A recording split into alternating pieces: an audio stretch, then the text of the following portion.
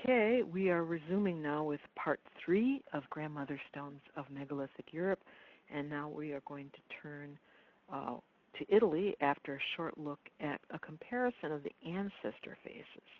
And that's what I'm calling this motif of brow and nose, which we're going to look at here from our Sardinia. We haven't seen that yet, and from Germany.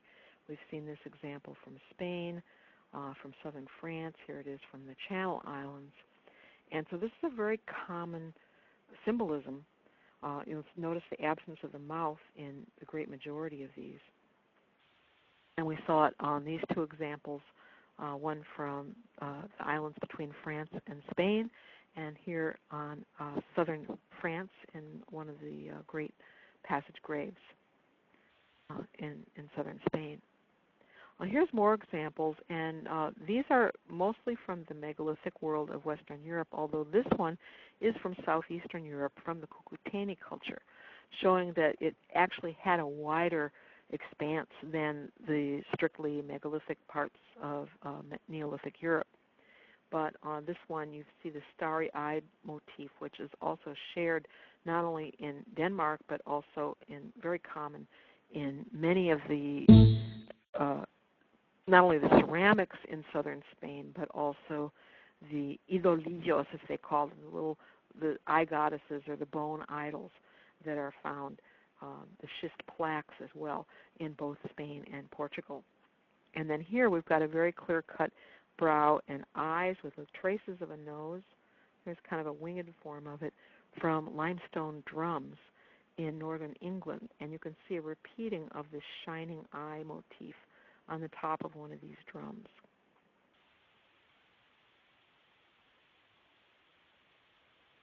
So here's more examples of ancestor faces, here from Moncorvo in Portugal, another one from southern France, both of them with the arms brought up around chest. You can see them almost kind of a praying attitude or an invoking attitude. Mask-like faces. There's one that has two very evident breasts and is holding maybe a spoon, offering spoon in one hand. And this one, very, very abstract, starting to look a very lot like some of the eye idols I was talking about from Spain, where you've got eyes, nose, and then these curved tattoo markings, if that's what they are, along with the necklace. That's from southeastern France. Here's another Montpellier Here's another one from the Gard region with the multiple necklaces that we saw in some of the larger statue menhirs from further north and west of here. This one is part of a megalithic grave complex, and so collective grave, and not full-size megalith here. And some others from that same area, where you've got the necklace of the type that we saw from the hypogeum at Quasar, way up north. Here we're seeing it way down in the Gard region. And there's those curved markings on the cheeks again. There's some very abstract examples, both from Portugal, and there's the same motif of the pillar-like nose and eyes that we've seen already from the Aveyron region in south-central France. Here you've got, again, brow, nose, and eyes, and then the multiple necklaces on both of them. And you can see that they've drawn a little dividing line here between the head and the rest of the body, which is something that is very common in the later Iberian megaliths. But now I want to move to Sardinia, and at long last I was able to find a photo. I had a really crummy little drawing I scribbled in a library in the 70s, before there were even photocopy machines in libraries. And so finally I'm very happy to get this picture. And you've got these zigzag patterns going all the way around the chest, also the necklace, and a very similar cap or hair to some of the ones we've seen from Guernsey and other places. Sardinia is notable for, I don't know if you really want to call these megaliths, but these marble icons of ancestral women with these very wide-sleeved arms extended and abstract faces where just really the nose. You don't even really have the brow ridge there. And for a long time I thought there was just one of these. And I would like to show you the many ones I found, but I haven't figured out where I stashed them on my computer.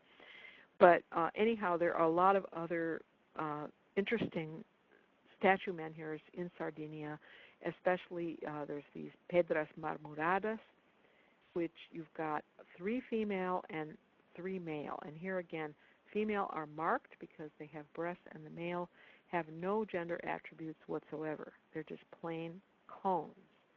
But the pair of the sisters are here together, and the brothers are over here.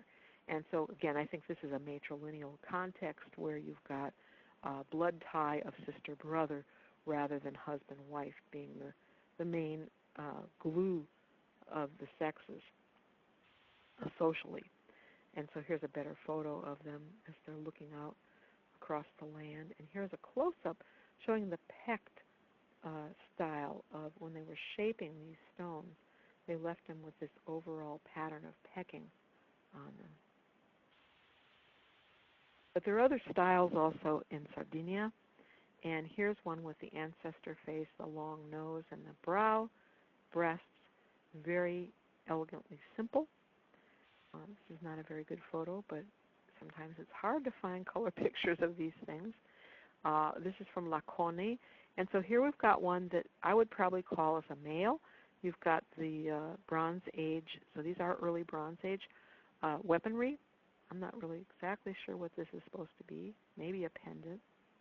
But here we've got 2 female figures, one again with the archaic belt and breasts, also this kind of a portal there around the womb. So this may be something symbolically allied with what we saw in northern France, where you have the U-shaped belly marking. Here's one that just simply has breasts and nose. And this one doesn't have any gender markers whatsoever. But the folk tradition has named her as the Boulder Lady, La Donna Massa. And so she's got the ancestor face and the hands to the center, but that's it. Here's another one that's really not a megalith once again, but part of this alphabet of meanings or symbols at Graziella. I believe this is in Alpine, Italy, and I don't have a real good bead on the size, but I think she is hand-sized and obviously had been broken, but you can see the patterning also laid across the body that in some ways really calls up the hair patterning that we saw out of Provence. The head is just a simple pillar, as we have here also, but there's that cap-like headdress. And this one has multiple ropes of necklaces going across her entire torso. And then the breasts are peeking through that. You can just make out over here a little bit of a spiral. So this is very much part of the same complex as what we've been looking at from France and Guernsey and Portugal and all these other places. And I'm going to return to the Alps because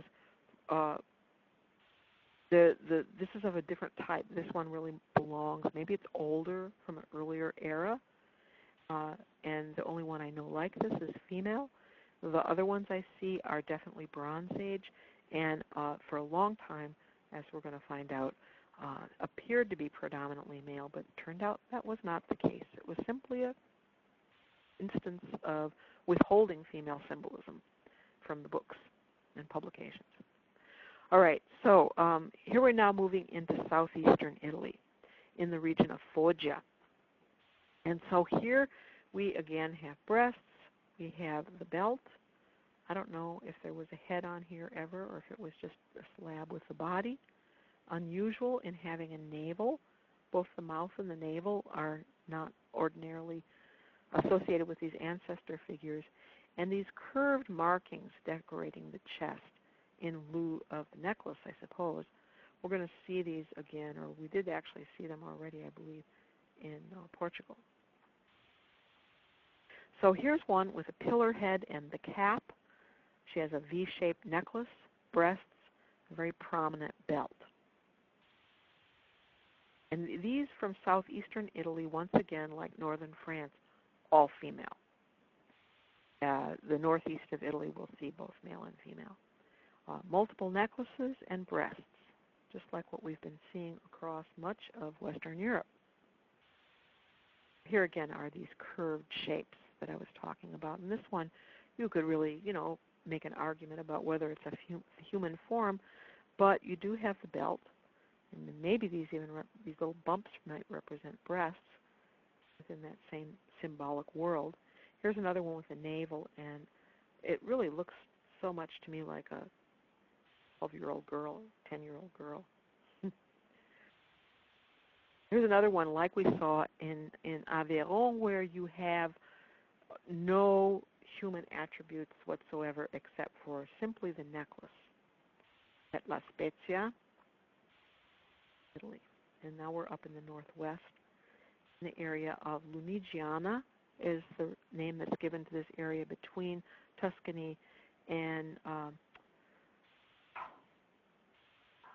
the area around Genoa.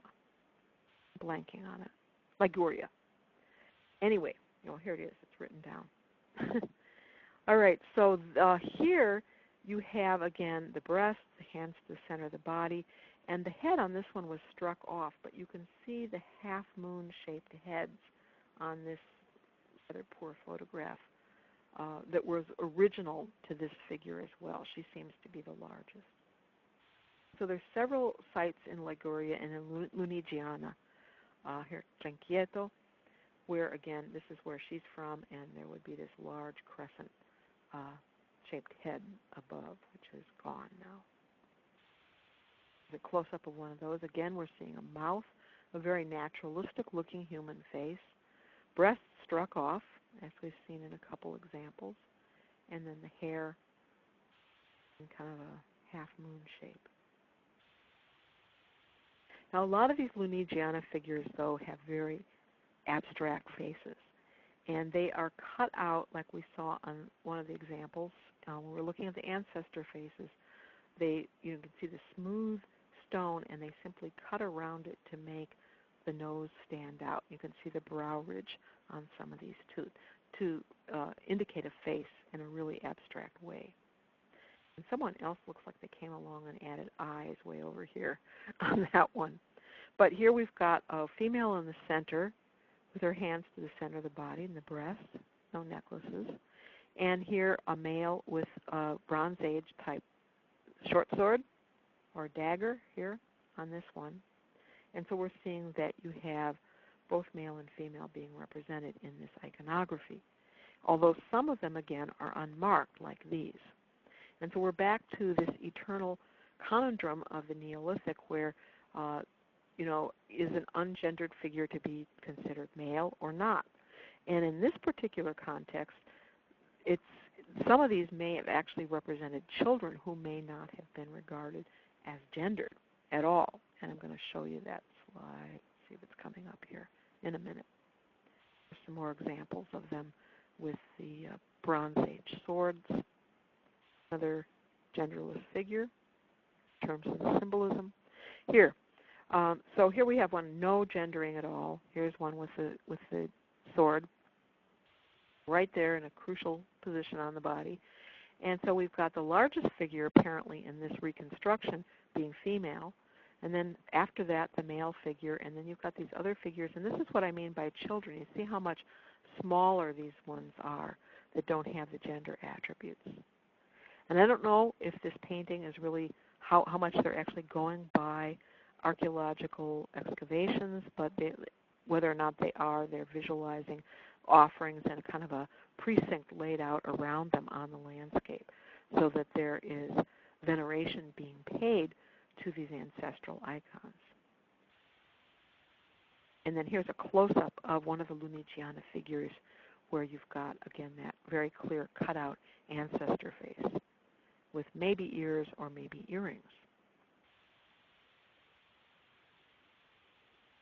Okay, we're going to stop here and go to part 4.